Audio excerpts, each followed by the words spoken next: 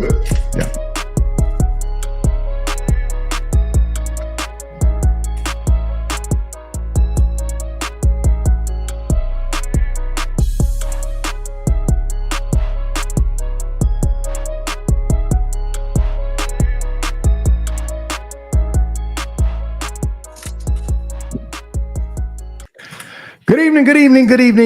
Good Wednesday evening. We had some technical difficulties. You know, I really hate being late. Thank you for staying with us through our technical difficulties, but we got on. My name is B Level. This is On the Level with B Level, where every Wednesday where we have conversation, we talk to extraordinary people doing extraordinary things.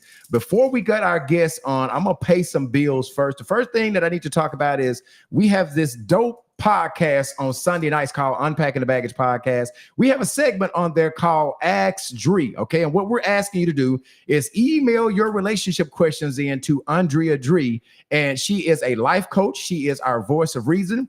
And if you want her to help you out with relationship advice, email your questions to utbpodcastlr@gmail.com. Again, utbpodcastlr@gmail.com, and she will answer your question on the air. It's anonymous. You don't have to put your name, and she will give you advice. Okay. On next Wednesday, we are coming. You are on the level tonight with B Level, and we got our guest Al Bradford. But next Wednesday, I do want to promote that we're going to be talking to Judge Cara Connors on next Wednesday on the level with B Level. If you would like to be a guest on this show, On the Level with B Level, you have some extraordinary things that you've done and you want to talk to me, also email that same email address, utbpodcastlr@gmail.com. Again, utbpodcastlr@gmail.com. Now, before I pay my last bill, I'm going to bring my guest on and let him help me with that commercial. Let me go ahead and bring my guy in. What do you say, Big Head Al in here? Hey man, we're glad to be here. Thank you for choosing me as a guest on your Wednesday night podcast. It's a pleasure to be here. So listen, man, we're gonna get into some conversation, but the first I want to tell these people about what you are doing at the Looney Bin on the weekend of the 23rd, the 22nd, and the 23rd. Okay. Comedian J.J. Williamson is coming back to Little Rock. Yes, sir. Go ahead. I'm going to let you do the honors. We sold out 4 amazing shows last year at the same time, right after school started. J.J. wanted to come back. Again, he's on the DD in the Morning show, one of our top platform shows there at the 96.5 The Box Studios. Mm-hmm. He's super funny. There's 2 of the shows that are almost sold out. We have an early bird special for some tickets for the Friday night show. Hey, get your tickets early. This will sell out. Hey, come out and have a good time with the wife, with the husband, with the friend, whatever. Come and get dressed up. It's going to be something you want to see. So are you going to talk about, the $25 tickets on Friday, is Friday night sold out? Do you still have tickets? We still have a couple of tickets for the Friday night show. Get those while the supplies last. The Saturday night show, the first show is close to being sold out. Okay. And then we have 2 late shows both days. So get your tickets to whichever one you want to attend. Trust me, it's a must see. He's funny as hell. I'm going to be there on Saturday night. I'm coming through Saturday night. I'm on that show. So go get your tickets. Where do they purchase the tickets at, Al? You can go right to LooneyBin.com, right there on the flyer. Or you can go to the box office right there on Rodney Pyramid, the Looney Bin. Again, they'll see an amazing show. Good. Now, before we start, Tom, I need you guys to do me a favor. I need you guys to share this comment, share this live, and I'm going to shout you out. Share the live. And once you share it, I need you to also put @followers in her. Okay. I need you guys to get my views up. I was a little bit tardy trying to figure my stuff out. Al was the person that helped. He helped me figure it out to get his own self on the air, but we are here in live in color. All right. Live and in color is what I'm trying to say. Okay. I want to shout out Deja Johnson. She's on here. I'm putting a comment up here. Tamala McElroy. What up, girl? What up? I need y'all to press the share button. It costs you nothing to share. Share. Okay. Now, Al, so what we are doing on Wednesday night is we're taking a different approach to podcasting. Wednesday night is designed to talk to extraordinary people doing extraordinary things. Mm-hmm. And when I set out to do this deal, I've known you for a very long time. I think 30 years. It's safe to say that I've known you for 30 years. Yes, sir. And you have done a lot of things in your life. And we're going to get into some of the things that you did, some good, some bad. And so what oftentimes, as we were talking on the phone yesterday morning, oftentimes is people see the finished results, right? They see the Al Bradford with the cellular store. They see the Al Bradford that's driving the Range Rover. They see the Al Bradford, the owner of 96.5 The Box radio station.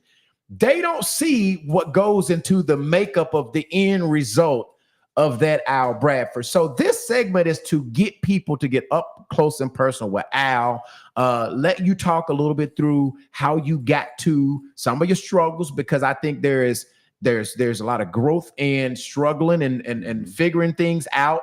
And so this platform want to be a platform that help educate and get people. If you are trying to be an entrepreneur, you have done this entrepreneur. How long, Al? How long have you been an entrepreneur? At least 28, 29 years. How oftentimes in you trying to be successful, how many times did you fail? Countless. I'm out right out the gate. Failed. And we're gonna talk about that. We're gonna talk about that. Go ahead. But first, I want to go back. All right. I always like to take my guests back from the start, right? The little boy Al Bradford, right? Okay. The little big head boy Al Bradford. we got this name for Al. Would you tell him that joke of how you came with Big Head Al when you was coming up to the station? Okay, and tell that story about being on the air. This is a great story. So again, one of those failure points in my life where I'm struggling. And I don't have no money. Okay, so I did put all my money into this wireless store. We're selling T-Mobile. And long story short, you and your platform at the time, you guys had a show at the station that I bought, 96.5 The Box. But you didn't own it then. I didn't own it then. I'm young in the business and I'm going broke. And so I come into the radio station and said, hey, can I come up? You guys allowed me to do that. Mm-hmm. But what happened was I'm thinking I'm gonna come up there. You guys are gonna interview me, and Al, tell us more about the T-Mobile store. It's like, hey, right out the bed, Big Head Al, what you got going on? Do the phones even work? We clowning you. You're clowning me, and I'm upset. Like I'm going through it, trying to struggle through it and everything. I leave. Do them phones even motherfucking work out? Them damn cricket ass phones. It was bad. It was a roasting session. It wasn't, but. In that roasting session, I'm getting pieces in. Hey, I got a store on Shackelford. Come see me. Hey, credit's not a problem. No credit, no activation fee. Just come get you a phone. I get back to the store. It's a line. Literally, it's a line out the door. My staff at the time could not handle the line. They said, whatever you said, these people are up here to get these phones. Okay. And so that was the start. The crazy part about it is I was up there every day after that. I was like, so you want to come up and want us to talk about you again tomorrow? Yeah, talk about the big head, my skin, I can't walk right, whatever you need to talk about, as long as I get that plug in. And so that shows you the power of advertising and everything, because it was a flip point for the business almost overnight. People started to know who we are. The crazy part about this, people, if you listening out here, B Level is not going to let you off the hook. He's like, hey, man, how many times you going to come up here, brother, and not pay no money? I was like, hey, man, what you need? So we came out with a payment plan, and I was able to buy some advertising. But that was definitely a turning point in the business for the better and the worse. Okay, so listen, let's start back from a young boy, Al, okay? I've heard, I want to first start off saying I've never got to meet your dad. Oh, okay. All right. Al Brad senior, right? Senior. Actually, the third. He's the third. I'm the fourth. Okay. But I heard a lot of great things about your dad, that he breathed entrepreneurship, right? That's all he did. And so I want you to start off talking about the man who had you, help you, mold you into Al Bradford. Just tell us about your dad and what kind of guy, what kind of man was he? My dad was tough. So he came, he was born in Helena, Arkansas, born and raised, got his BA in business. One of the first people from his family to graduate college. So he was hard on his children for the fact of he knew what the world was going to bring him. Right. And it wasn't going to be easy. So His deal was to find something that we like to do and then embrace that, but understand that there were going to be workings along the way. This is not going to be easy as you think it's going to be. Right. So my dad, before, my dad, he's not with us anymore. He died about 9 years ago. But up until that point, he was the mentor. Mm-hmm. I'm talking about even in my late age, I'm talking about you're not doing it right. This is what you should be doing. You don't need to mess with this person. Mm-hmm. You do need to be careful here. You did a great job here, but you could have done it better. And it was constant. I tell people all the time, I grew up with two parents, which was a gift. So I had my mom for the coddling. I had my dad for the discipline. Mm-hmm. And he was just a disciplinarian, but he breathed. I'm talking about out of 3 kids, he has 2 entrepreneurs. My sister, as you know, she's a hairstylist, right. has been since she was 17. Right. And I've been in this wireless business, and then now also the broadcasting business for the majority of my life as an entrepreneur. I tell people all the time, I got fired from every job I had. I'm talking about because of this, my mouth. I'm one to tell you quickly that you are doing it wrong or I can do it better. I think I'm always right. The last job that I had, the man said, you might need to start your own business. I said, you right. And I left. Wow. And I didn't have any money. And I started selling the phones out of my car. It was one of those things that it was crazy because it was like I got the hookup movie mm-hmm. with Master P. I'm literally selling phones out of my trunk, mm-hmm. but I was overly successful with it. Right. Because I got out of the mantra of trying to sell to the demographic that we saw on TV. Mm-hmm. So the demographic you see on TV is what you call general market. Right. Once I stopped doing that and said, I'm just going to talk to people that look like me, right. feel like me, talk like me in the community, they gravitated to it. And this is back when phones, there was only 3 to pick from. You had a bag phone, mm-hmm. a handheld, and you had the phone that went into your car that had to be installed. So listen, Al, you getting ahead of yourself, right? I'm back. We ain't to the business yet, right? Okay, you just said you got fired because you the mouth, right? So so your dad. How many other? You had 2 other siblings, right? 2 other siblings, a sister and a brother. Yes, sir. Where do you fall? Are you the oldest? I am the oldest. You're the oldest. And then were you raised here in Little Rock? Born and raised. Okay. Dad is from Helena. Moved here. Married your mom. That is correct. What's your mom's name? Sherry. And so high school. Where'd you go to high school at? Central. The only school that you should go to. No, I graduated Little Rock. Wait, hold on. Stop it. Class of 95. Shout out 30-year anniversary this year.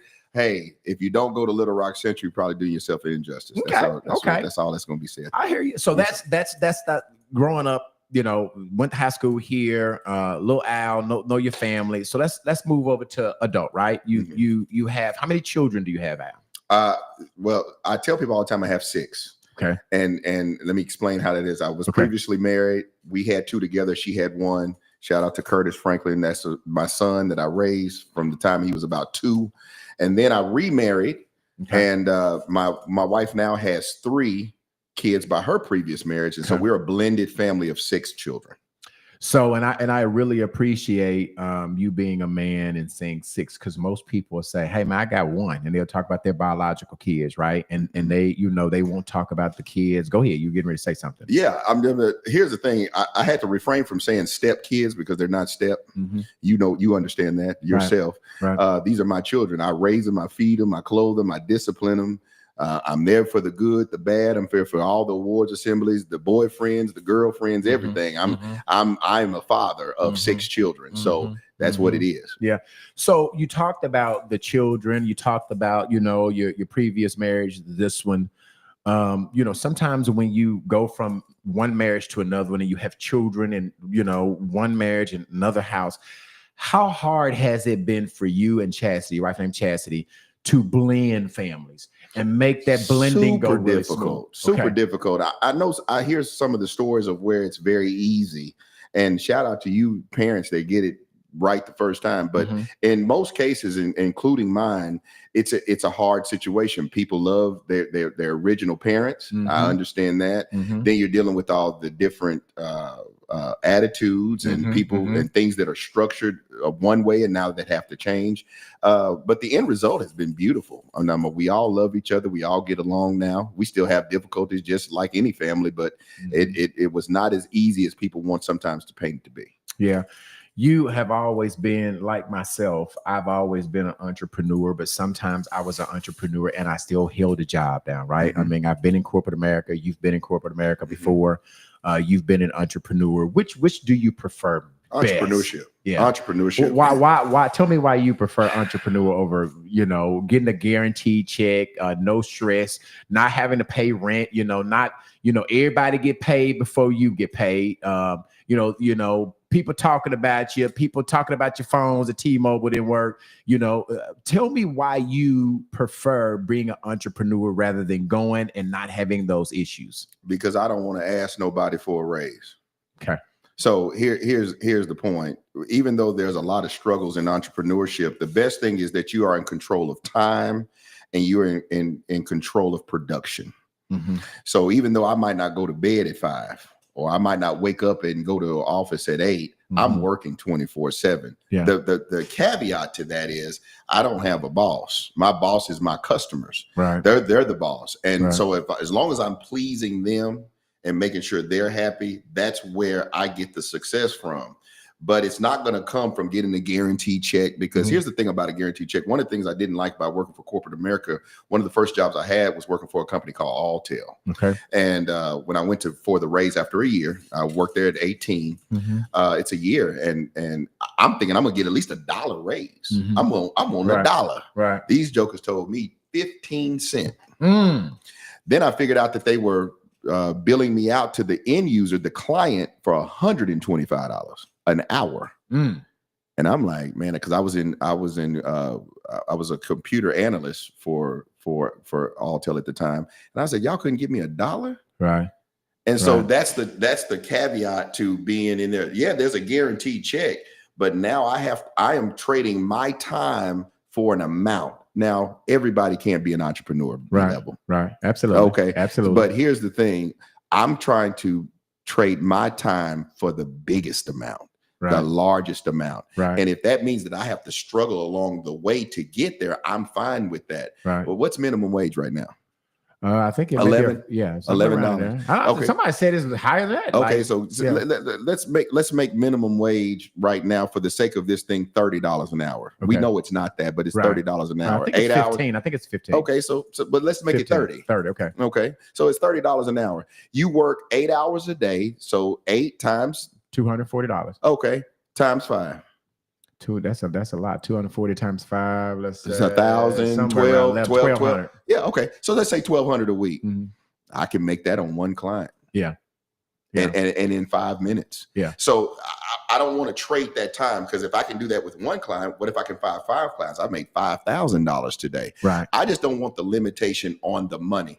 It's a struggle, though. Trust me. Some months you don't make any money. Right. But then I can go out and make another 20 grand. Right. If I go and put the hustle. So the hustle is in there. The mentality of being an entrepreneur is dead set versus your time versus the money. And do you think that you can outpace what you could make at a job? Absolutely. And I think I can outpace it. Okay, I want to read some of these comments. Myron, and I'm putting the comments on the screen up there. Myron Hurst said, tell Al, look, Myron said, what's up? What's up, Myron? Hey, I know Myron. Little Myron. What's going on, baby? Monty Plain is saying, the Black Bill Gates. I see you, Brad. What's up, baby? What's going on, Monty? Monty saying, I remember the beginning, Al Bradford. Yes, Monty used to work for me. Yeah, yes, marriage is hard sometimes. Tamala McElroy said, Al, you are cooking. So, Al, what do you say? Obviously, we're talking about entrepreneurship, and we do know that everybody can't be bosses, right? There got to be some employees. That's correct. Everybody can't be a boss. Most definitely. To the person that wants to get out and try some stuff, right, but don't want to fail. They're struggling with, I don't want to leave this I got, and I don't want to have to struggle. So they keep themselves handcuffed because they don't want to take any risk. They don't want to take any chances. What do you say to that person that has a dream or have a gift that they feel like, but they don't want to step out on faith? They're scared. They're afraid. They're not a risk taker like Al Bradford Jr. They're not a risk taker like Al Bradford Sr. What advice do you have to that person? Here's the thing. So let me be positive and direct at the same time. You're scared at your job right now. Trust me, you scared. Mm-hmm. When you don't know if you're gonna get fired in the morning, you don't know if they're gonna go out of business. Right. You don't know if you were late, they're gonna write you up and tell you got 30 days to be on probation, and then you can't make that. Right. You're not even sure if the job that you are in now is not going to be taken over by some type of technology or some kind of AI. Right. You're unsure now. Right. You're scared now. Right. The guarantee is that as long as you get up and them people don't call you into the office and say, bring that little box with you, you feel a little safer. Right. The only difference in me and you is I've taken the risk and put it all on my back. So the only way I can get fired is if I fire me.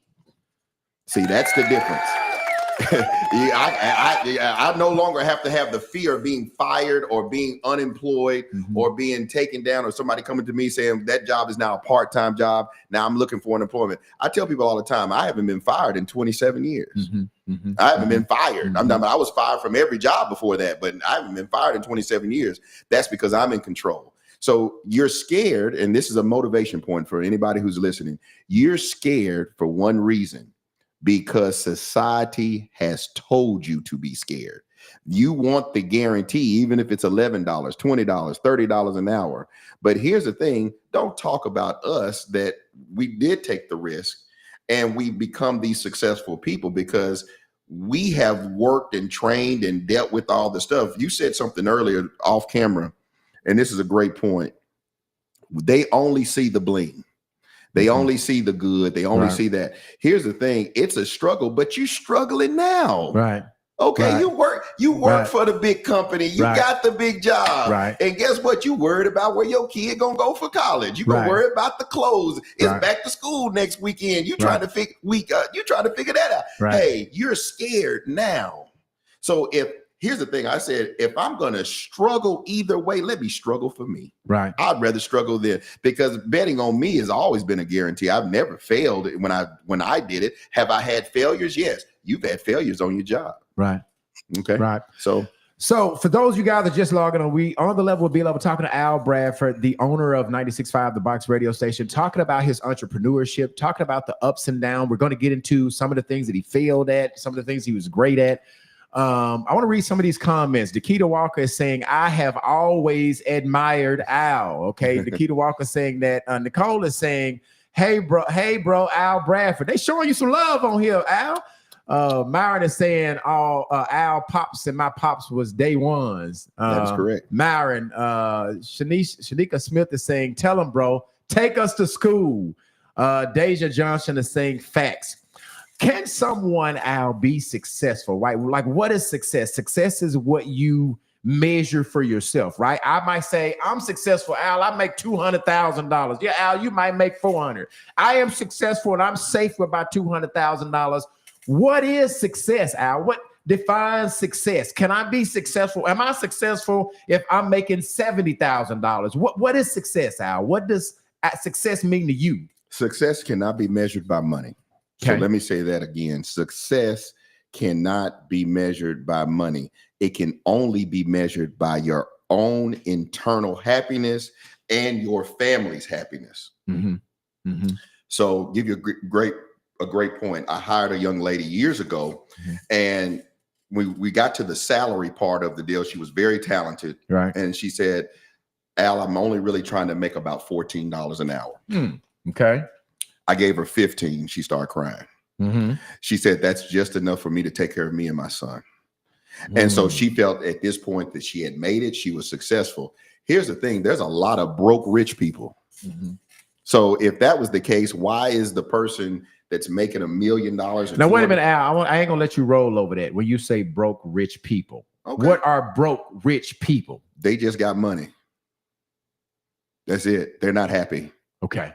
They're not happy. They got some money. Okay. But they're not happy. Okay. See, here's the thing. I'm going to say something to everybody who's listening and listen to me good. Stop what you're doing. I was the happiest in my life when I had nothing. Deep. So that means you wasn't worried about nothing. You wasn't wanting nothing. I didn't have any. Not only was I happier, I was content with life. Here's the thing: bills were paid, but the stresses of life weren't on him. What's the rapper's name that I love to death? Biggie Smalls. I know his name. Notorious B.I.G. He said, "More money, more problem," right. And that is so true. You cannot make another dollar, and it doesn't come with another problem. So, are you really happy? Now, so here's the thing. If you can be successful with money and it comes with also peace and happiness, how much would you pay for peace? Oh man, that's all. How much would you pay for peace? And you didn't have some unpeaceful times, B Level. How much would you have paid for peace? All the money you had in the bank, you just said, man, I could be peace. You would give it to it. You know what? You can't buy another day of life.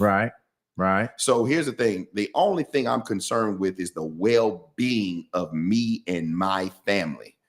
And as long as that's good, no money is going to supersede that. So when people say, hey, you know what, I'll be more happy if I just get this job. No, you're not, because then you're going to supersede that expectation. And then there's going to be something else that you're trying to obtain, which is going to come with stress. The number one killer of our species, and when I say our species, the African-American species, especially Black men, is stress.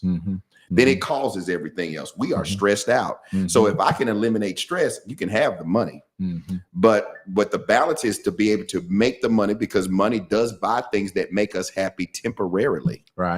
But then the long-term game is to be happy regardless of the amount of money that you're making. If you can find that peace and happiness, that's the most successful person to me. So at some point in time, you decide to get into cellular business. That is correct. You were talking about selling phones out your truck. Obviously, you worked for Alltel full time. Did that motivate you to get into cellular business, working for them? So I lost my job due to my mouth and got fired from Alltel for talking. Okay, so for just telling them that they wasn't doing a good job and y'all should pay me more money. So they said, you know what, you can leave. That's what you can do. You ain't gonna tell us what to do with our money. So I left, and a good friend of mine, and if he's listening, Marcus Harrison, he worked for an AT&T wireless dealership at the time. He said, man, with your personality and everything, I think you can do very well. And I said, well, how much does the deal pay? He said, it's all commission. And I said, ooh, Lord, what is that? I'm 18. I'm like, so I don't get no hourly wage. He said, no, sir. Yeah. So, man, I am literally struggling trying to make this job work. And it's 2 months because you're always 30 days behind. Okay. So now I get to the second month of doing this job. I am literally asking people for, this is back when gas is 96 cents a gallon. Right. And I'm asking people for $3 just to get Give me by. 3 gallons. Let me get 3 gallons. Let me get 3 gallons. Right. I get my first commission check is $8,000. And so that was the very start of it. And here's the crazy thing. Here's one of those failure moments. Nothing that deal. 2 months later, they go out of business. So I'm like, man, I thought I was on my way. I got this $8,000 check, another $8,000 check. Then I go to the door. It won't open. It's got a big sign on the door. We done went out of business. I'm like, come on, man. So then I go to AT&T thinking that I'm going to get a job there. Right. And so the man looked at me and said, man, you 19 years old. We don't hire 19-year-olds to be account executives and stuff. He said, but I tell you what, there's this guy in Bryant. He's struggling. He just wants to keep his little phones he's getting for free, but he's going to go out of business in October. See if he'll hire you. I'm going to call him and let him know. Okay. The name of the business was CSC Cellular. Long story short, the guy hired me and told me that I could keep half of the commissions. Okay. And then he said, how are you going to live until you get to the commission check? He said, I do the best I can. He said, I'm going to give you $200 a week to live on. Okay. So he gave me $200 a week and we're going to split the check. Long story short, the check gets there. I've sold all these phones. The check is $14,000. He owes me $7,000. He won't give me my $7,000 until we renegotiate. He said, hey, man, I didn't know you could make this kind of money. So we renegotiated. He eventually sold that business. I went to work for Suncom, got fired from them because I couldn't keep my mouth shut. And at that point, I got tired and I said, I got to start my own business. So I started my business with $5,000. That's all I had saved at the time.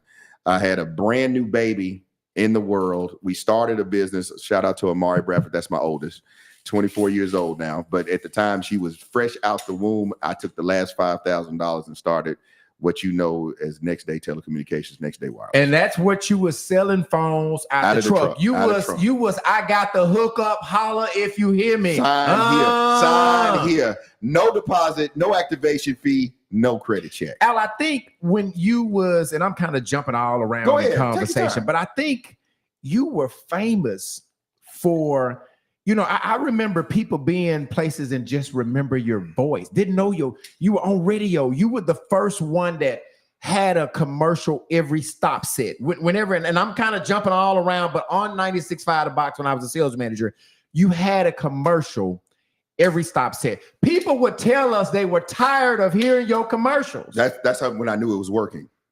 They would literally say, I'm tired. I wanted you, whenever you thought about a phone, regardless of who you were with at the time or whatever, you thought about it and said, hey, I heard that man tell me that I could get a phone with him. And let me just figure it out. You got used to hearing it so much. I would be in grocery stores. I would be at concerts and everything. And they'd be like, that's him. He the guy that sell the phones. Right. They would just remember you. They would know your voice. Let me tell you the power of that advertising. And this is good for anybody who's trying to be an entrepreneur. A young lady came to me. She was 27 years old. She bought a phone and everything. She said, I've been listening to you since I was in high school. And she said, I got all the way to here. My phone broke. I couldn't pay the bill. And I remember you being in the car with my mom taking me to school. So this is somebody who listened to me for 10 years, didn't patronize me for 10 years of their life as an adult before I got the business from them. Right. That's the power of advertising. It's to be able to recall what you saw, what you heard at any point. So when you're selling the phones out your car, that's where it started. Didn't have a storefront, right? Yeah. You people just call you. You put your cell phone. I'm pulling up, man. Let me have. Hey, Tamala, baby. I'm gonna tell him. I'm gonna tell him the story, baby. So I know you listening. Tell him, Tamala McElroy. I'm talking about. Shout out to her. She gave me one of my biggest opportunities. And this is a great story. I'm probably 19, 20 years old. I'm really struggling I'm having good months. I'm having bad months. And this show you how long this was ago. Remember the University Mall? Yes. So her big platform that she has now with the hair show that she does every year, Hair Invasion. She had the first one at the University Mall. Okay. Shout out to the university right across the street from Park Plaza years ago. I came to her and said, hey, I need to have, can I come by the shop and sell my phones? She said, I'm going to do you one better. You can come by my hair show. So I set up in the back. Long story short, it's a little small deal, but it was packed. And she said, I got Al Bradford. He's going to come up and tell you all about these phones. I went up there and said it. I had a line. I probably sold 40 phones. Right. Let me tell you what 40 phones was in commission. Sorry, Tamala. I probably owe you some money. That was like a $12,000 commission check, and I'm 19. Really? But here's the crazy part. Then I felt like this is an audience. So I would go to all the barbershops, all the hair, the hair shows. I would go anywhere there was going to be people and give them an opportunity to have a cell phone. And this is when cell phones were a novelty. They weren't a necessity. So you're trying to convince people, because I think pagers were big back then when I first started. So that was thank you, Tamala. I'm talking about, she's a fan of me. And I still come to the hair show and slang these phones to this day. For those of you guys that are just tuning in, we're talking to Al Bradford. We are talking entrepreneurship. We are talking, extraordinary people doing extraordinary things. We are building up to him owning the radio station, just bringing you, talked about him being a young little Al, talked about his family, talking about, taking faith, leaping out. I want to read some of these comments because you're a little behind. Deja saying, peace is priceless. Okay. Monty is saying motivational speaker Al. He said, y'all, he already said he talked. Your sister's on here. That's my brother. That's what she's saying. That's your brother. She's tuning in.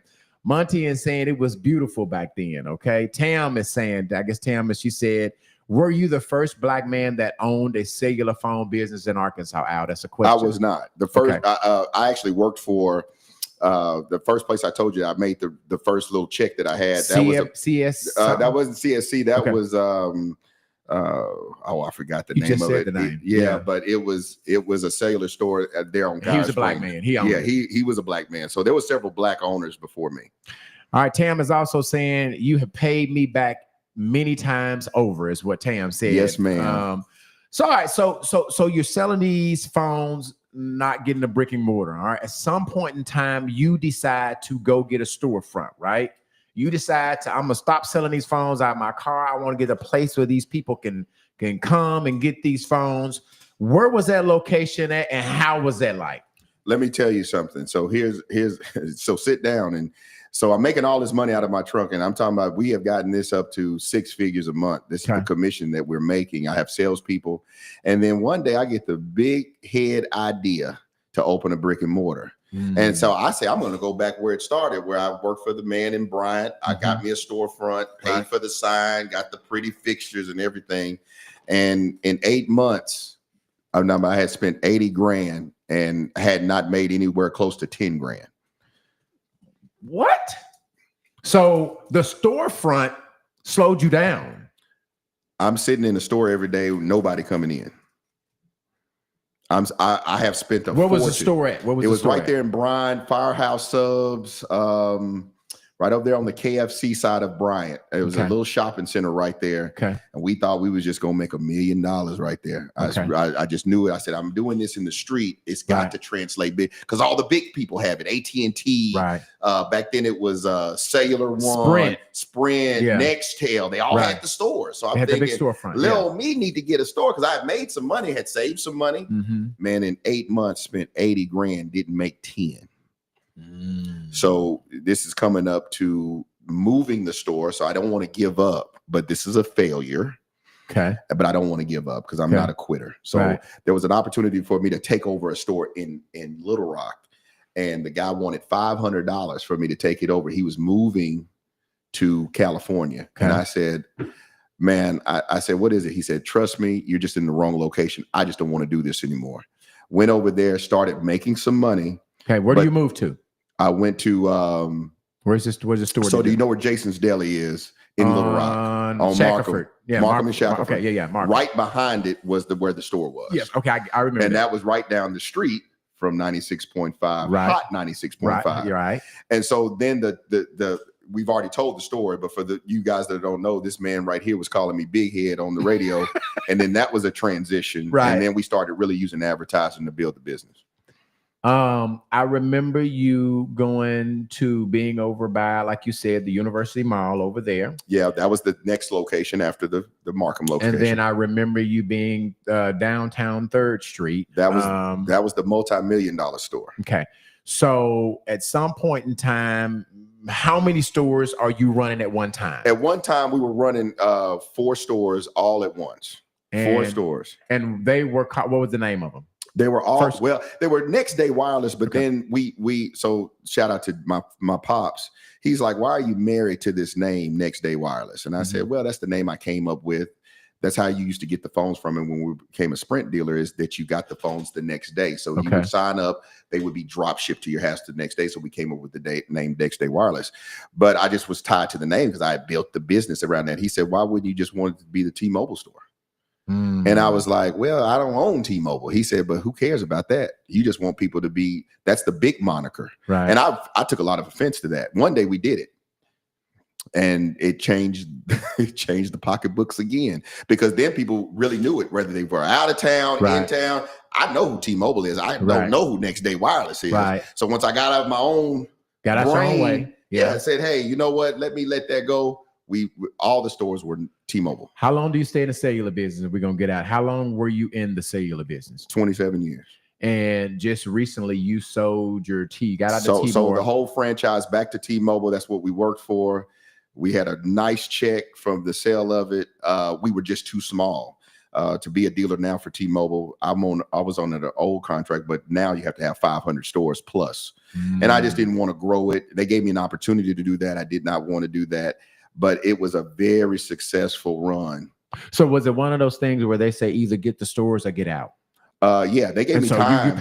We're going to pay you to get out, either buy you some more stores and come to where you need. Or I could have merged with somebody else, but then that percentage wasn't going to be good. And I don't play good with others. I don't play well with others. So I think, for me to be an entrepreneur, because partnership and entrepreneurship don't go hand in hand for me. I didn't want to be a partner with anybody else. So it was the best for us to take the buyout. And the buyout is almost like a retirement check. It was nice. Right. Yeah. So you get an opportunity to get in the radio business. Yes. You know the radio, you were familiar with it. You understood how it works. You get an opportunity to Who get told you in. I understood how it worked? Well, because I'm Who told you assuming. that? Well, I'm assuming you knew you were on the other side as a client. You'd never been on this side. Yeah. But you get an opportunity to get in the radio business. When did you get in the radio business? 2018. How did that first start off? And you know, a good friend of mine called me and said, "Hey, there's an opportunity to buy a radio station." Right. Wouldn't tell me the radio station at the time. Right. Eventually, we had more talks when we found out who the radio station was. Right. It was 96.5. Yeah. It was for sale. Mm-hmm. Secured funding. Right. And then that was the start. Here's the problem with that. With everything that was done in due diligence, it's not like running it day to day. Okay. This is a prospectus. Now we actually have to do it, and those are two different things. Okay.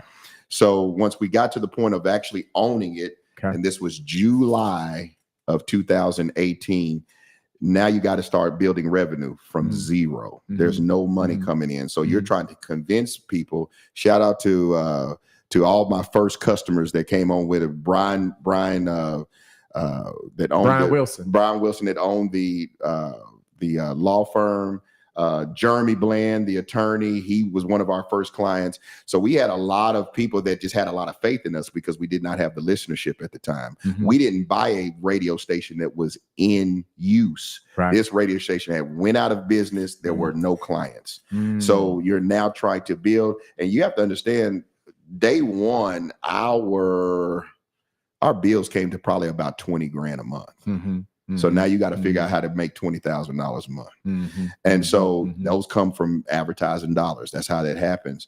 What I will say is we've given a voice to the voiceless.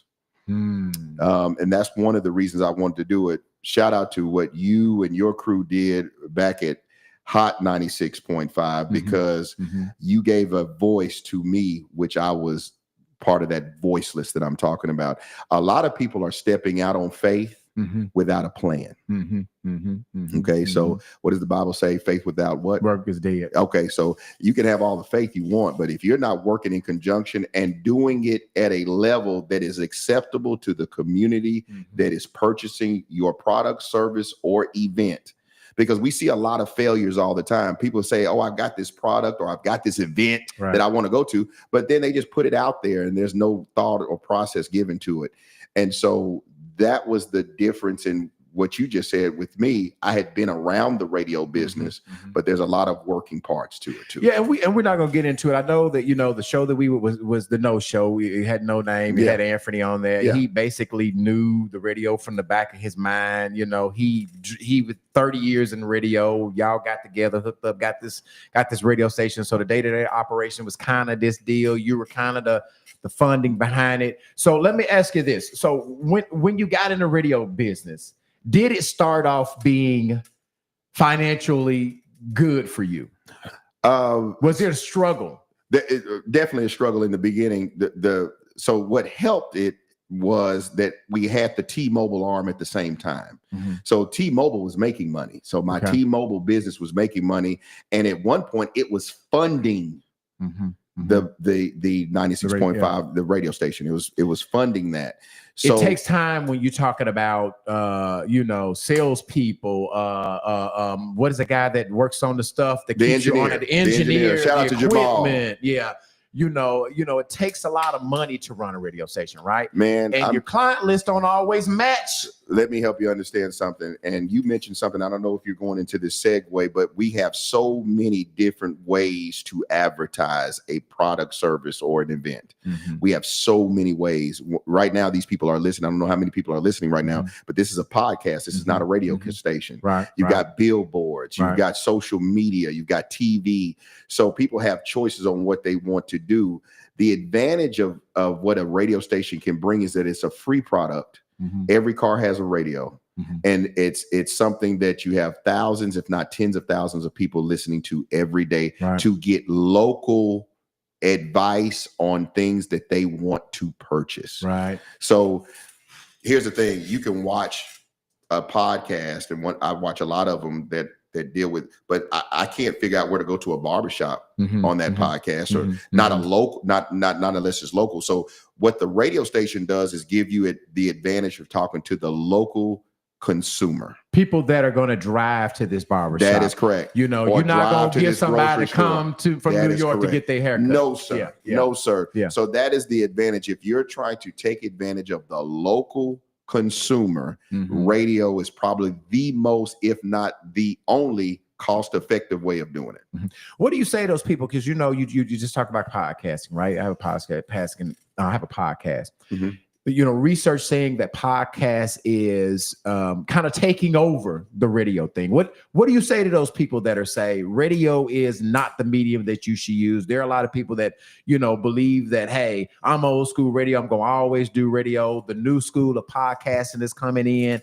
What do you say to those advertisers that are saying that, no, don't do radio, do podcasting? What's your answer to those people? Here's the thing. Let me say something about advertising as a whole to answer your question. Okay. I use every form of advertising that I can afford as a small business. Right. Now watch this. Big business, your Fortune 500 companies use every form of advertising they can use to fund and be profitable in business. So when you wonder why a business or something is struggling, it's because they've elected to use word of mouth as the only, or to use one segment. So if podcast is something that's going to bring me 10 customers, I want to use it. If radio is another one that's going to bring me 10 more customers, I want to use it. Here's the thing. You can't listen to a podcast, listen to the radio, watch TV, driving in your car. Look, you can't do it all at the same time. Right. But guess what? There's somebody doing that. There's somebody in their car right now. Right. There's somebody listening to this podcast. There's somebody listening to my radio station. Right. Do you not want to get revenue from all of those people? You talk to them wherever, meeting people where they are. If I'm in a radio, you want to hear my commercial. Yes. Watching TV, you go. So what you're telling them is to try to do as many of these different platforms what you as can you can afford. What you can afford, and that's going to change per person. And then I think another mistake that we do as small businesses, we spread ourselves too thin. So, you know, me being a sales manager and wearing a lot of hats, you want to also do it, but you want to do it effectively. Frequency is important also. Like if you've got $1,000, you know what I'm saying? You don't want to go 7 different entities and give them $200. The way advertising work, if you got $1,000, pick you a couple of them, give them $500 a piece, make the frequency more. I think is that a mistake that you see people doing? Let me tell you a mistake that people do. Okay. And I'm going to talk. This is going to be very brash to some people that are listening, but I'm going to say it. You have no business without money. So you can have the best idea in the world. Yeah. You can know the business for 30, 40 years. You can know about radio, or you can know about podcasting, or you can even know about wireless business. You can know about it. Right. If you have no funding, you are not in business. You are not an owner. Right. If you have no money. Right. So why are you talking as if you're an owner if you have not done the due diligence to find the funding yourself? Don't get somebody else's money. Get your own money. Yeah. Then you can answer those questions that you're asking, because you're talking about spending $1,000 here. But guess what? Where's the business plan where you done came up with the money and took it to a bank and got the funding? See, our community is underserved in knowing how to start a business. You go find the money first. You don't start the business first. You go find the money first. The idea needs to translate to a business plan that you can go get some money for. What, Al, do you think is the biggest challenge? We've talked about a lot of businesses. What do you think is the biggest challenge in being your own boss? Funding. Having the money. That's it. You can have the idea, but no money. Man, let me help you understand. It's a whole bunch of people that got ideas. Think they're the best at this, that, or the third. They think they can do it. They think their husband or wife is the best at this, that, or the third. They think their cousin can make the best chicken. My Think about how many people can sing. Right. But the people that can't sing got the money and they the most famous. Right. But boy, your cousin can sing. She should. If you don't have funding, you have nothing. Right. You have nothing but an idea. Here's the thing. I'm looking at your studio right now. Right. Can we do this without an idea? Can we do this based on an idea? No, it costs money. Boy, you didn't spend some money in this studio. Right. I see it because I got some of this stuff at the studio. I know it. I'm looking at it. Yeah. That idea has to translate to real hard things that have to do to make the thing run. Right. So if you don't have funding, if you don't have proper funding, let me say another thing. Let me back up. Proper funding. Your business is unsuccessful before it even has a chance to be successful. Right. You have crippled your own business because you said, I'm gonna take $500 and do what B Level doing. Man, that screen costs $500. I'm looking at right now. Right. Okay, so you can't. That's it. Right. The next part is research. We do not do research, so we don't talk to B Level about being on the podcast or talk to Al Bradford about being a radio. Because I can stop. If you want to own a radio station, trust me, come to me first. I'm gonna show you all the stuff you don't see, all the stuff you have to pay for. Right. And that's where we kind of this is a sore spot for me because there's a lot of businesses that should not have started if they would have just done the research. Yeah. They do the homework. They do the homework. They would have that little $20,000 you had, you could have kept it. Put it in a mutual fund and make you some interest. But you wanted to step out on faith without what? Without what? Without works, because the works is going to do all the legwork before we spend the $20,000. You don't have to spend $20,000. You can just ask B Level. How much does this cost? It costs $20,000. Right. Oh. Yeah, and like so to your point, people starting podcasts every day. How many of them are successful? Well, most of them are gone after, a month or two. Why?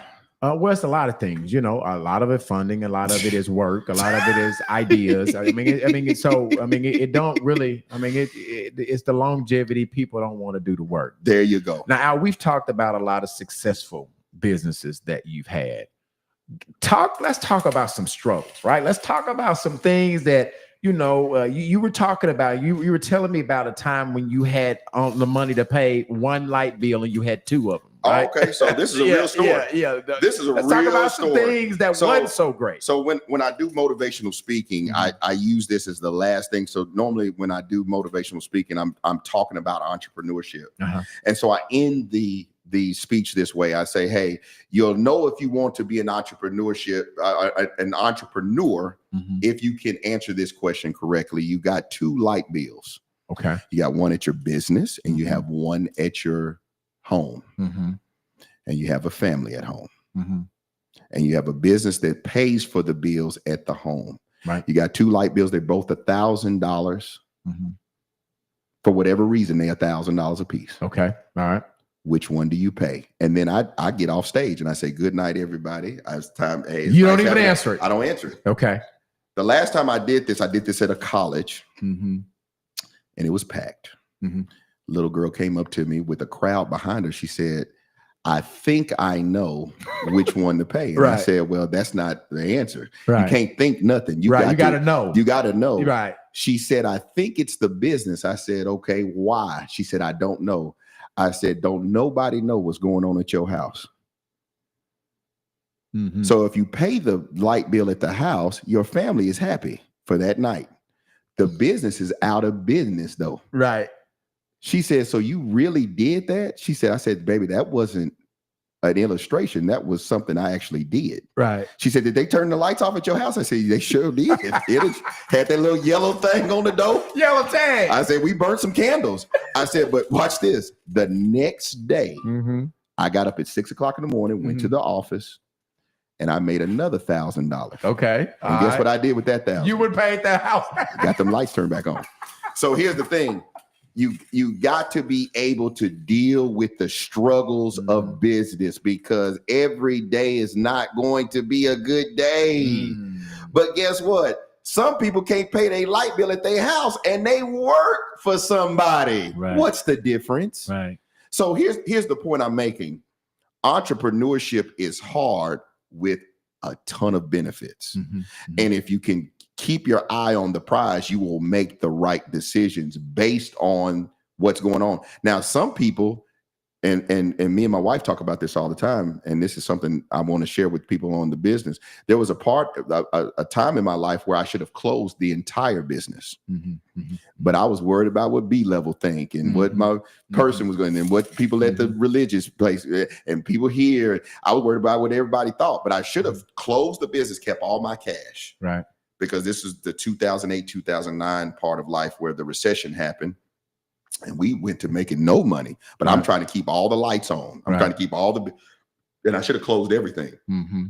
People start patronizing all types of business. And sometimes the biggest thing is knowing when to close a business. Yeah.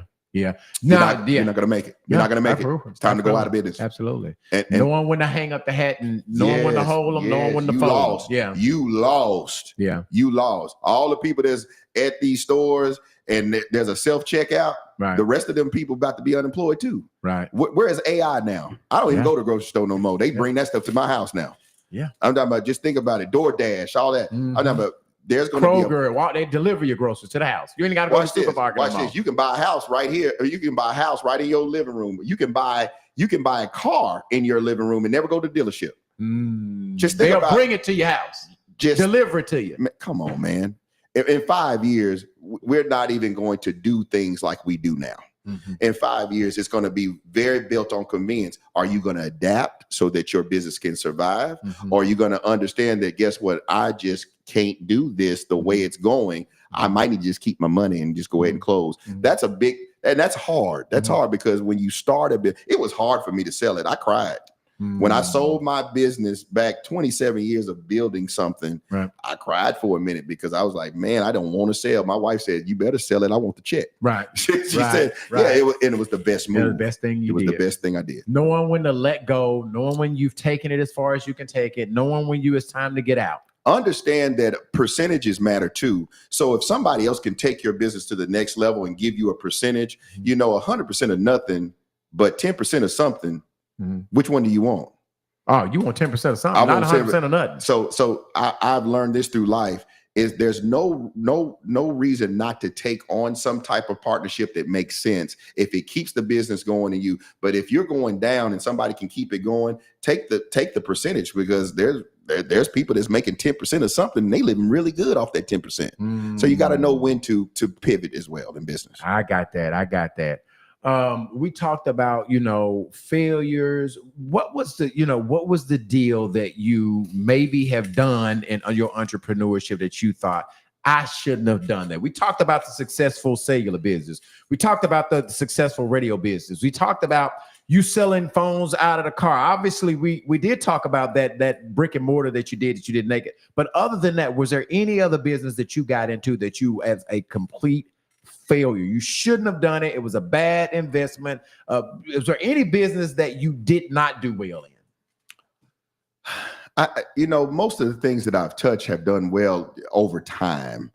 I think if I could redo anything, and not to make light of it, because I know some people make really good money doing some of these things, is I have been in situations where I have tried multi-level marketing. Okay. And I've seen a lot of success. I was actually successful. Long term, those things are volatile. And so our community is looking for the get rich quick schemes that make sense. That say, hey, I can give you $1 today, and then it's going to turn into $1 million in 2 months. If you go tell B Level and all his family, and they go tell a bunch of people. The problem with those type of businesses is if those businesses had longevity for us to make money, why aren't the Waltons doing it? Why aren't the Murphy oil families doing it? Tyson, these people have been overly successful. So here's the thing: we can try to reinvent the wheel of success when it comes to monetary gain, but I have not been long-term. I have not seen long-term success when it comes to monetary gain, when it comes to multi-level marketing. It just didn't work. And I tried a lot of them. 5 Links, the long distance company back in the day that was selling long distance. I tried Paycations. What's the other one? the one out of Florida that's got the big platform. I didn't make any money doing that either, but they sell all the things. It just didn't work. I'm talking about, but we live in an era of time now where it could be different because we have all the electronic type situations where we can use AI, but I never made any real longevity success with multi-level marketing. Yeah, it was bad. Wow. It was bad. Just a waste of time. And here's the thing. Let me tell you something. We're only trading time for money. So your time is your most valuable asset. It's not the dollars in your pocket. It's your time. So when I'm wasting evenings talking to people about getting into this business, I wasted a lot of time. I was away from my family. I was away from doing my regular job, my regular business. And so I just, it needs to make sense now. So things that I do now need to make sense monetarily and time-wise. Yeah, and then we talked about that, sacrifices that I didn't cover, that is that the sacrifice your family made being away from them while you had to be an entrepreneur, right? Some of your being entrepreneurs didn't mean 8 to 5 working. You would come in and do overnight stuff, or you'd have to do inventory at night. You'd have to do so. What sacrifices did your family make for you while you were running these businesses and, starting these businesses and, being there from 8 o'clock in the morning to midnight? Then you got to go home and sleep 3 hours, got to get up, take the baby to school. Then you're going right back. The sacrifices that your family make in being an entrepreneurship. Let me tell you the major sacrifice that my family overall had to make is that everything is public. That's the major part. I tried to get home at a decent time, even though I was still working at home. I tried to be home on the weekends. And so time was definitely something that they had to sacrifice with me. Right. But when you have made it to be B level, or Al Bradford, or Tamala McElroy, or Frank Scott, the mayor, shout out to the mayor. When you've made it to these people, your time starts being pulled at you whenever you leave the house, whether you with your family or not. And people have to understand that if your family understands what you do, they got to understand that I might have to take a picture. That's my man Al. That's him. I want to interrupt their dinner. I want to do that.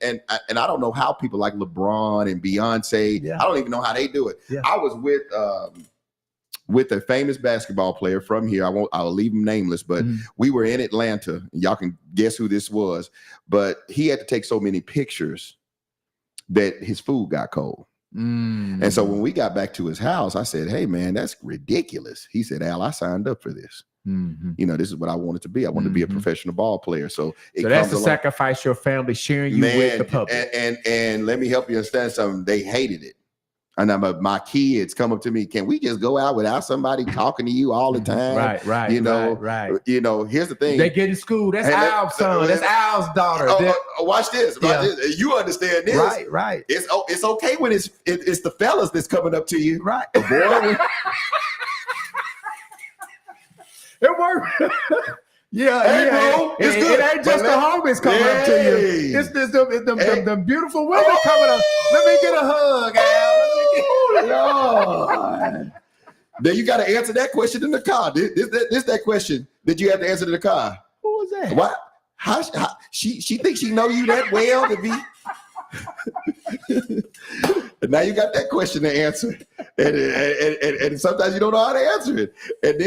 But here's the thing. Let me tell you something. Women have vivid memories of what is out there, so they be like, "Hey, wait a minute, that's that same chick that was you." But you have to deal with that as a person that has built a business. It happened to become successful. People gravitate to that. Right. So I've had a very, very understanding family. It was hard at times, but I'm talking about they understand the result too. My kids are grown now, right? And my wife is wonderful. I'm talking about they understand that this comes with the trip, right? The clothes, I got to go to the movies this weekend. I got to eat some oxtails. They understand that this comes with this. So, and again, for all the entrepreneurs out there that have families, please make your family part of the business. Even if they're not working the business, help them understand it, because they are dealing with it just like you. So that's one thing. That's one piece of advice I give any entrepreneur. What do you have coming up with the radio station? Let's see. Man, we got what you got plenty. coming up? We got What's plenty. next for Al Bradford? We got a big announcement we're going to make. I'm not going to make it on your show. I would have used this platform. Okay. But September 1st is going to be huge for the radio station. Okay. I think we're going to bring something to the city that everybody's going to gravitate to, and it's going to come with a major concert, a major visit from someone you guys see on TV and radio all over. I'll leave it at that. That's a what major date again? What date is it going to be again? September 1st. September 1st. We're going to start teasing y'all about August 25th. So when you're listening and everything, there's some big things that we're involved in the city that you guys are going to see. Some big names that are coming to the arena. I'm not going to name up. There's one that's out now. Nelly is coming. I saw that. We're giving away tickets to that. The next thing that we're going to do as a station, though, is we're about to give all you entrepreneurs out there a chance to get advertising for probably the most affordable price that you could ever imagine. So if you thought you couldn't afford advertising, once I make this announcement September 1st, we're also going to make the advertising how small businesses can grow their business through radio with 96.5 The Box. If you thought you couldn't afford it, it's going to be cheaper than internet advertising. We are going to bring this down because what you need is repetition. You need people to know. And we are a station that has grown to 44,000 listeners a week. So I'm talking about, we want you to be able to be successful using our platform. Are you the only Black-owned radio station in the state? We are the only Black-owned radio station in the state of Arkansas. There's not one. I think the last Black-owned radio station that was solely owned. You have to understand, we are not in a lease. I actually own the station. I own the license. The last time someone owned the license, we're not the first, but we're the only now, was Loretta Lever of 99 Foxy 99. Yeah. She's the last one that owned a radio station that was a high-powered FM station that was solely owned by one person. Yeah, so we are the only person. So I want to talk about that just for a second. I know we're trying to wrap up. No, go ahead. Let me say this. It's a crime shame that we have an outlet this big that is not being utilized by its own people. Let me say that again. Let me put you on this screen and blow you up so you can say that. Go. Let me say this. We have a Black-owned radio station that is owned by one person, and it's not being utilized by its own community. I get plenty of money from Fortune 500s, but our community is not being served properly by the only radio station. Let me say, we have another hip hop and R&B station in town, and shout out to them. But we are owned by an African-American man. That other station is not. And when that money does not get spent here, you're not only doing yourself an injustice, but you're doing our community injustice. So let me take that a step further. Shout out to the businesses that are being patronized, but what if nobody patronized the businesses that we owned by their own people? So when I think of the grocery stores, shout out to K Hall. When I think about all the salons that we own, what if no Black people walked into them? No African Americans. You got all white people, you got all Mexican people, and you're successful, but your own people are not being super served by that broadcasting or that business. And in this case, this is bad because our listenership is very diverse. But when there's things that come around like the Martin Luther King Day, we're not having those type of situations happen on our platform. How is all the money going across the street when we're Black owned? Okay. So when we talk about being Black owned, let me tell you something about our dollar. Our dollar doesn't stay in our community 1 second. Everybody else's dollar spends in one day. So they get richer and richer. We go in and spend our money with them and then come out. We go back in and spend our money and we come out. But guess what? These people over here don't come over here and spend money with you. And we wonder why our business suffer or do not have the same. And in most cases, we're offering the same product, but we don't spend our money with our community. Nothing wrong with the other community, but wouldn't it be a great day that we spend our money with our people in our community and it never left, or when it left, it came back tenfold. And that's where we're missing. I've been fortunate enough to be successful, not needing that. But how much more successful could I be and you be? And I'm talking to the listeners out there.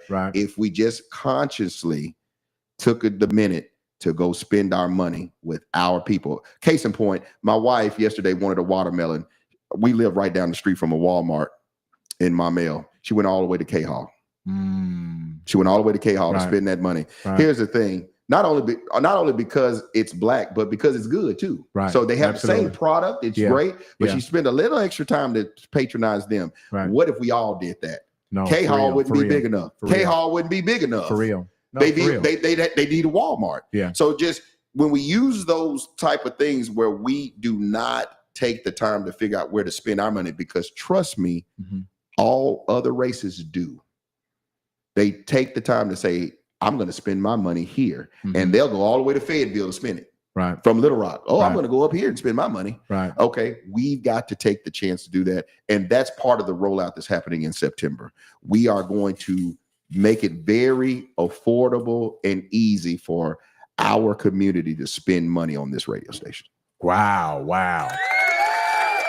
I 100% understand that. I 100% agree with that. I always try to, for myself, if I'm going and making a purchase, if I try to patronize, our Black and brown community, obviously, if I can get better service from another race, then I'm going with better service. But if all things are equal, if I got a good body person that owns a black person and a good body person that owns a white body shop, I'm going to the black body shop all the time. Let me help you understand something. And we can break this down even to the microscopic situation. When you go buy a car, do you try to find the black salesperson so that they can make the commission? Somebody got to get the commission. All you wanted was a car. So did you look at the crowd and say, man, I'm going to see if this young man or young lady that's my skin color can get that dollar? Because I'm buying a car anyway today. I'm buying a car anyway. When you go to buy furniture, you want wings. Oh no, but do you go to Wingstop? Or do you go to Chicken King? Oh no, but you're gonna spend $15. Okay. Product is the same. Wings are probably better. Probably better. But as long as they're equal. Now, here's the thing. I'm not telling you to go out there and get bad service. I love what you said. It's got to be equal. But if it's equal, do we give our community a chance? And then when you go and patronize that business, this is where we mess up. When we go to patronize that business, do we ask for that business to patronize our business? I came to you to patronize you. Can you patronize me now? Because they ask you that when you go to their thing. Can you tell your family to come back and see us? Did you have a great experience buying your car? Can you? Well, see, then you go back and tell all your family to go buy it from this guy. But here's the thing: why didn't that place say, hey, buy from me every time? Your whole family buy from me. Everybody you buy from me. Tell your friends, family, and everything. That's how we grow, and that's how if you think the success is built based on monetary gain, it will not happen unless we figure out in our community how to spend money with our people, because we're the biggest spenders. We spend more money than any group of people, but it doesn't translate to dollars when we see it on a piece of paper economically. We're the poorest, but we spend the most. How does that happen? Where does that math? Oh, no, but we spend the most, but we the poorest. Absolutely. So we got to fix that. And my struggle is that I've complained about this enough. So September 1st, we're going to make sure that everybody out there, and then ask me to patronize your business. And if you have an equal product that I love and everything, I'm going to make the effort to patronize yours as well. Good. Well, before we get out of here, we always play this game. All right, we always play this game. Let me turn this down. Would you rather? Would you rather go home or stay with me? Would you rather? Okay. And this game is you got 60 seconds. You already know you've watched the episodes before. Yes, sir. Yes, sir. I'm gonna give you two choices. You got to tell me which one would you rather. You got 60 seconds to answer as many of them as possible. All right. Let me make sure. Okay, yeah, I've got it down far enough because I want them to hear your answers. Okay, I'm gonna give you 60 seconds. Here we go. We're starting. Are you ready? All right, here we go. All right, here we go. Facebook or TikTok? Facebook. Podcast or radio? Radio. Would you rather find true love together? No. I'm saying this. Would you rather find? I messed it up. Let's go to the next one. Would you rather look your site, lose your money? I'm fucking this up. It's 36 seconds. You gonna stop the timer? Let me stop this because I want to make sure I get this right. Would you rather look at your site or lose money? Okay. All right. Okay, here it goes right here. I'm gonna start it. I'm gonna give you a little time because I took it off. Would you rather have Beyonce talent or Jay-Z business acumen? Shoot, the business acumen. Okay. One more. Would you rather have $1 million today or $10,000 a month for the rest of your life? $10,000 a month. I'm gonna start it back again. Okay. Christmas or Thanksgiving? Neither. Early bird or night owl? Early bird. Center of attention or go unnoticed? Center of attention. How did I know you would ask that, big head owl? Yes, would sir. you rather be Jay-Z or Barack Obama? Barack Obama. Okay. Michael Jordan or LeBron James? Michael Jordan. If you had time to travel, would you go back? I'm talking about in time. If you could go the time capsule, would you rather go in the future or back in the past? The past. Why would you go back in the past? I'd fix it all. And I even know the time frame, the point in time I'd go to fix it. I even know exactly when I would go to fix it. I know exactly the day. I'm not going to ask you what you would fix, but how far would you go back? I was 18 years old. Okay. And if I fixed something at 18, I'd be a billionaire today. Just based on a decision I made. And I just made the wrong decision. And the decision has nothing to do with money. Wow. The decision was just a bad decision I made trying to do the right thing, and I could have done something else that would have been the right thing too. Wow. And it would have changed your life. I believe that all this would have happened, but it would have been 50-fold. The same thing would have happened. It's just that this one thing would not have distracted me for about 4 years. And so that is it. Here's the thing. We don't know what the future is going to hold. So I don't want to go in the future. Right. But let me, I know where I could have fixed the past. Right. Yeah, I know exactly. See, if you could go back, I'm going to ask you the question now. So I'm the interviewer now. Okay? Well, and so that's, I'm sorry, are you going right into it? You're going right. I always end and I give everybody an opportunity to ask me a question. So go ahead. Even if you didn't, I was still going to do it. Yeah. Even if you didn't. So I'm going to ask. Come on with your question. Here's the question I have. I have two questions. Okay. The first question is the question we just talked about. There's a specific point in time you would go back to. Do you know when that was? You can only go to one spot that you could go to, and I'm gonna prove my point. Absolutely. You know what age are you? I'm about 16. Okay, 17. so I was 18. Yeah. How would have changed your life today had that decision been different? So I take everything that I go through. It makes me better because I get the experience from it. You know what I mean? So I don't harp on it. But if I had an opportunity to not do something that created a reaction that made me work a little bit harder, I would have not done that thing that we're talking about. Okay. And so that's what it is. Now saying this, doing it, going through it, taking a punishment, helped me be who I am Understood. today. But if I had the opportunity to not do it and go through the punishment, I would have never done it. You never do 16 years old. I know that. Okay. Okay. The second question I have. Okay. And this is going to be very personal and you can opt out of it. You are a Black man that has started a business and it's the UTB podcast. Mm-hmm.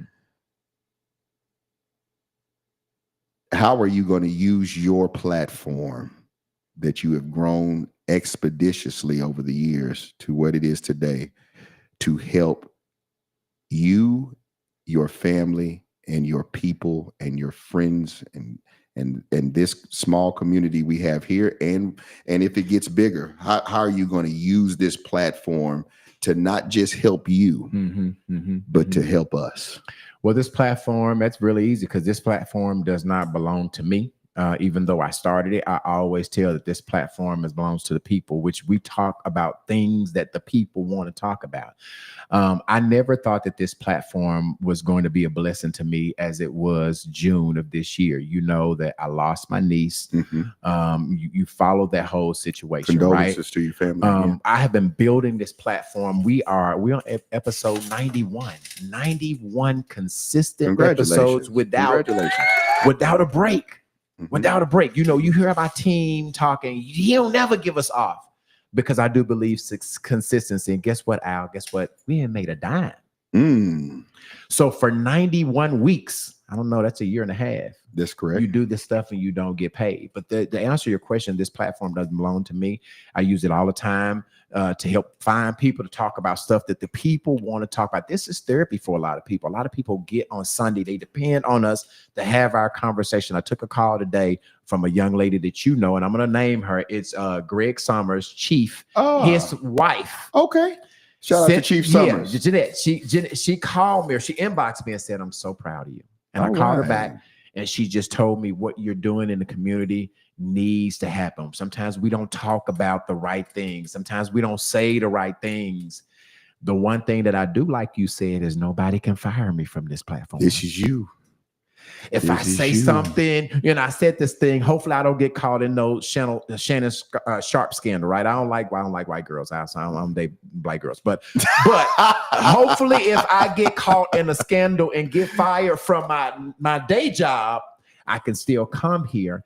And the last 3 months, we've had over 1.5 million views. Congratulations. The whole 12 months last year, we only have 1.2 million total views. In the last 90 days, we have gotten 1.5 million views. Ownership. So having a Black-owned platform that I don't have to depend on Channel 7 to help me. No. I don't have to depend on, even though I can get you to help me at 96.5 The Box. You don't have to depend on that. I don't have to depend on that. No, sir. I can come to my studio at any time, turn it on, and be able to influence millions of people. And let me say something to you. You have aspirations we talked about. I think you should use this platform to talk about your aspirations, but I'm going to let you do that, not me. Right. But you have a platform that has been used to help anybody's aspirations. And that's what I'm talking about. And that's why I'm glad I asked you the question, because you, with a handful of others in our community, have that gift and power to use their platforms to take anybody to the next level or get information out. You talked about your niece. You were able to do more than the news station. Absolutely. You know, that's crazy to a certain extent. Yeah. That's crazy that a podcast that only has 91 episodes did more than the big news stations or the big platforms. You did more. And so we have to look at that thing and say, hey, this is something that we have. But you're accessible too. Right. I don't know the GM of the news station. Right. But you're accessible. We can see you in the street. You give your information out freely. Right. Hey, what other time in history have we had this? To where we had access to, in your case, millions of people, tens of thousands of people in my case, and you can get to us. Right. We're not hiding. Right. We right out there in plain sight. Right. So my challenge to everyone out there is if you need me or B Level's help or any of our leaders out here that are doing extraordinary things, and I know you have other guests coming. Yeah. Shout out to Judge Connors that's going to be here next year. Next week. I'm sorry. Next week. We have people in our community that are doing amazing things, and we are accessible. We are not. And shout out to Barack Obama too, but we can't get to him just like we can get to B Level. B Level means more to you because he can give you a platform to shine. So hey, use us in the future so that we can help each other grow. How, if someone wants to advertise on the radio station, where do they call? How do they get in touch? I'm gonna be remiss if I don't say her name. Right. So right. If I come up here and say, call me directly, she gonna have a problem. Right. So our radio station has a sales manager. If you don't know her name is Sylvia Smith. Okay. Wonderful person. She gets on my nerves. Okay. But mine too. Boy, Lord. She used to work for you too. Baby, let me help you understand something. That woman, but man, has been a major resource for the radio station. She's our sales manager. You can contact her at 501-352-8953. That number again, repetition is key, guys, in advertising. 501-352-8953. She will make sure you are on the radio. If you need advertising, please call her. You can also go to the website, www.965thebox.com.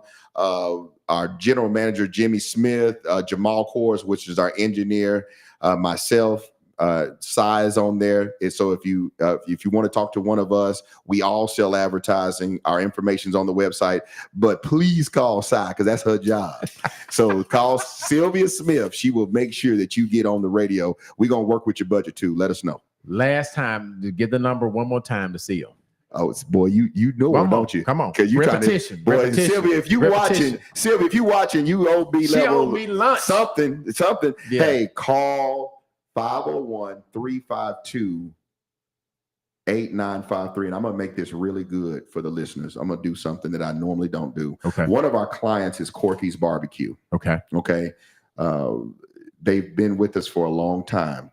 The first 5 people that call Sylvia and spend at least $300 with her. I'm gonna make it small. 300 that includes your production. We're gonna give you $100 gift card from Corky's to Corky's to feed you. First 5 people that spend at least $300. Call Sylvia. You gonna get $100 of it back in food. I'm gonna give it back in food. Go to Corky's, patronize the business that patronizes us. You get $100 of it back in food. So basically, you pay $200, and I'm gonna give you a month's worth of advertising for that. We don't sell a month for $300, but you're gonna get the discount. That's only the first 5 people that spend the money, not the first 5 people that call her. Right. You spend $300 with Sylvia, you're going to get a gift card and a month's worth of advertising. I can't make it no better. You can't. You heard it there. And you're getting a little glimpse of September 1st.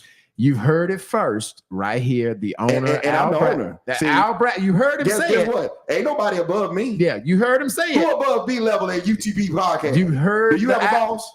Myself. His name is B Level. I just said it. So you come get your money. You heard Al Bradford say if you spend $300, call Seal. $300, you get $100 gift certificate to get your food, get your money back. So you really only spending $200 now. And you get a month worth of advertising to build your business. Come on now. Man, I ain't doing nothing new. Before we get out of here, we have got to talk about this thing. All right, come on, Al. Come on. Coming back to Little Rock, J.J. Williamson. He's on the DD in the Morning show from 6 to 10, Monday through Friday at 96.5 The Box. Get your tickets early. $25 for that first show, $40 for all the rest of the shows. All shows will sell out. Get your tickets. He's coming August 22nd and 23rd to the Looney Bin Comedy Club. Go to looneybincomedy.com to purchase your tickets today. There you go. Before we get out here, also on the level with B Level, next Wednesday at 7:30, we are talking to Judge Cara Connors. I've known Judge Connors for so long. I am so happy that she are going to come and drop some knowledge on us. We are talking to extraordinary people doing extraordinary things.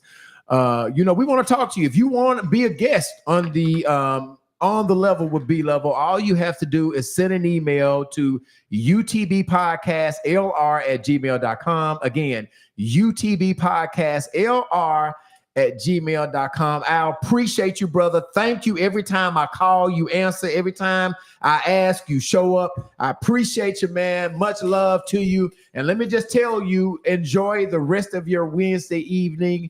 Good night, and we will see you Sunday at 7 o'clock on the UTB. Same bat time, same bat channel. Good night. Thank you.